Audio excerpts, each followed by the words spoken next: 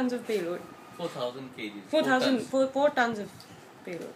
And one belly gun 30mm, 2 wing guns 23mm, TV guided missiles, Uber 16 pods, Uber 32 pods. all of it in one go. You have a mix. If you put the guns on your wings, Right. then you couldn't put the bombs. I mean, you could put guns and you could put rockets. So depending on Depending who's doing what you're going to hunt. If you're going to hunt tanks, Right. basically it was a great tank buster. Really? The belly guns would pulverize a tank. And But then- fastest low level in the world. Nobody can catch it. Yeah, I know that. Wait, I'll tell you. Okay. Wait, I'll tell you.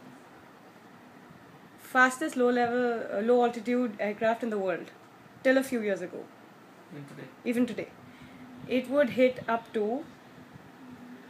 close to 2 Mach or 2.3. On the deck you can't. 1.8? 1400 kilometers. So up, then 2.4 then you can no, go up. that go. But low level supersonic class very few. And 1166, if I'm not mistaken, is 1166 or 1266 kilometers an hour is supersonic. Just Google Mach 1 in kilometers. Low level one. I'm using this right Yeah. now. So this would go 1400. So nobody could do it. Could get it. You're talking surface to air. No, aircraft would shoot it down. No, because You just overtake. he couldn't overtake you. F-16 can't get to you because at low level his wings are not designed for high speed. No, It's the good for- F-14. Nobody can catch you. When you're going at 1400, nobody can overtake you, come close to you. Yeah, so then the gap just keeps getting Yeah. bigger and bigger and When bigger. you hit the target, you took And off. when you say low when altitude, you take off at 16 degrees sweep, right, like a glider. So you take off in no distance. It's like a glider. right, but then Then- the Then wings as you can go, compress. because of all your loads, your guns and rockets and all on the wings, you keep it at 45 degrees. That's the trick about this aircraft is that you can. Swing wing, variable geometry. So how many of those do we have in the Indian Air Force? We had a couple of squadrons, now we have less of them. So then when you hit the target and you drop the load, it goes right behind, it's like a dart. It's So 72 it's like a bullet. Yeah, it's like a dart, 72 degrees sweep. That's why it can go so fast. So right now it's now, at 45, now it's at 45. because it's shooting. It's got stuff on its wing.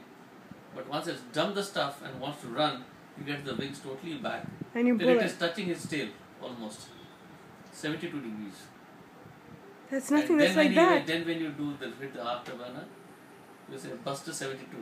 What does that mean? Sweep to 72 degrees. Buster 72. So you inform ATC. No, You just say other it. formation members. You just say Buster. Just say Buster, reheat 72 degrees. So when you do reheat, it means excess fuel is going into the fuel tank, Yeah. which is why the flame happens. Yeah. Because you just want that thrust Extra thrust. to get out of some place or to just get that For takeoff, you use it. Otherwise the afterburners. Yeah, for takeoff. Okay. And when you're fighting in a fighter, when you want to maneuver, you use the afterburners to fight. Otherwise, that's where you get the maximum energy. So okay. When you're doing dog fights, it's with afterburner, reheat. So reheat go boom, and then you're maneuvering. Nice. So cool. I wish I'd known all this when I was growing up and I was like 12 when I used to watch see it. I used to see it, but like there was no science behind it.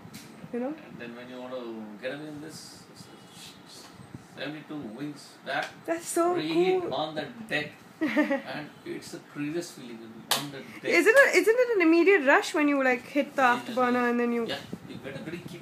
right? It's a regular kick, and then it goes. The acceleration is phenomenal.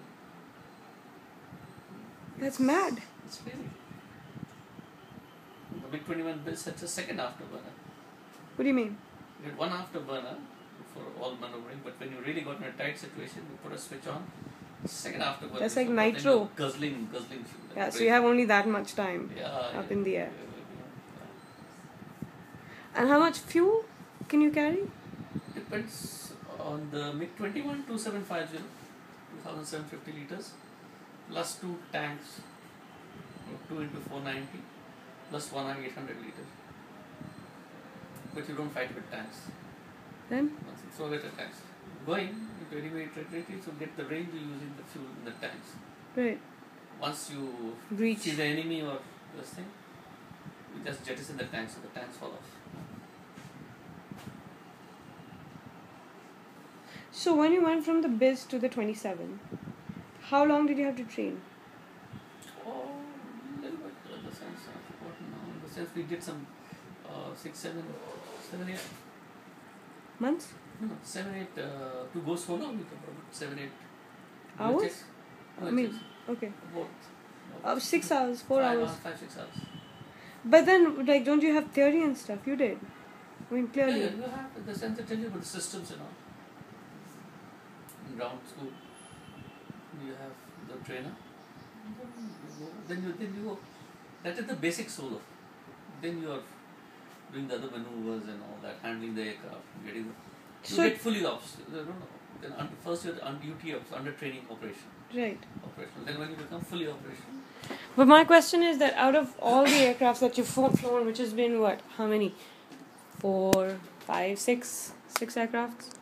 Oh, I've flown HT2 from scratch. HT2, Howard, Vampire, Hunter, Nat, Ajit, all variants of the mix.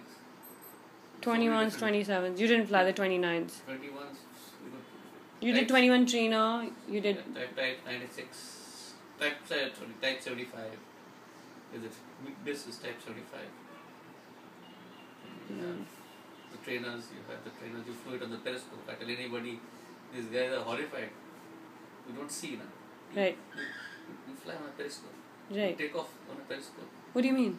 Which was this? The big trainer, as a instructor. Because you're sitting behind. Yeah, the ejection seat is on. So there's a 20-year-old fool sitting in front. I have a periscope coming down. So I fly on a periscope. It's like a submarine. And so if this guy is goofing off, and clearly these guys are first timers. Yeah, you train them from scratch. So you take off and land on the periscope. How do you do that? Mama, don't. Let it be. On a dark night in Tezpur when there's a thunderstorm and the lights have gone off and you got a raw guy in front, it's very interesting. To say the least. Because he's never done this. And when you roll into the runway, that's the last time you see it, you roll into the runway and then you're like this. You don't come like this. Because the Meg, it comes like this. So it comes like this. Yeah. It doesn't come like this. Right. It's coming down like this. But pretty much every other fighter aircraft comes down low, back low. When you land on the... Meg had a higher than And the older version of the trainer didn't have the periscope also. So what did you do? Just take off blind? No. Just the edges. Runway edges. You don't see the runway. But isn't that a complete safety hazard? No, that's the way it is. You're supposed to. You're an instructor, so you have to do that. There's no other way. So we're taking off.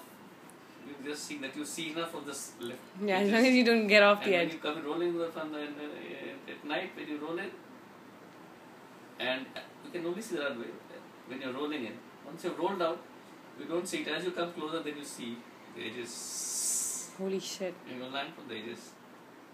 And the guy in front is just sucking on a lollipop.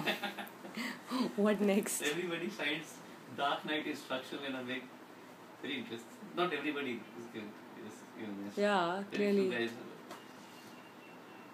that's dark mad. night instruction. Like this. Wow. You earn your pay there. Whatever it was. Your ears pay in 140.